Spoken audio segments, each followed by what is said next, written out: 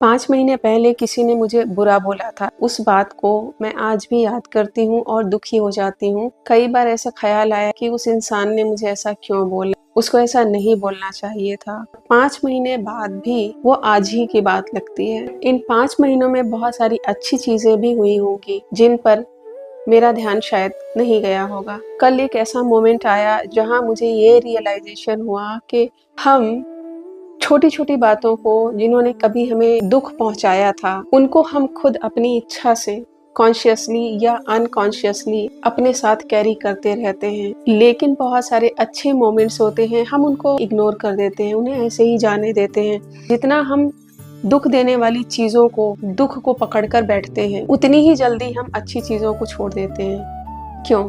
That's why I wanted to share this realization with you. कल मैं थोड़ा-सा दुखी थी। मेरी फ्लैटमेट ने मुझे सरप्राइज़ कर दिया। उसने मेरे लिए कुल्फ़ी मँगाई और हमने साथ में मिलकर उसको खाया। That moment I was not expecting anything from her और anybody else. She just noticed it and I don't know कि उसने किया भी क्यों? बट वो जो मोमेंट था, दैट वाज़ सो स्पेशल। और उस मोमेंट ने मुझे उस दुःख से कनेक्ट किया। सेम मोमेंट आई रियलाइज़्ड कि 5 महीने पहले किसी ने मुझे हर्ट किया था, उसको मैं आज भी याद कर रही हूँ और दुखी हो जा रही हूँ। और इस जॉयफुल मोमेंट को शायद मैं 2-4 दिनों में, या हो सकता है कि अगले ही पल उसको भूल जाऊँ। उसी मोमेंट में मुझे समझ में आया कि हमें दुखों को ज़्यादा इम्पोर्टेंस नहीं देना है।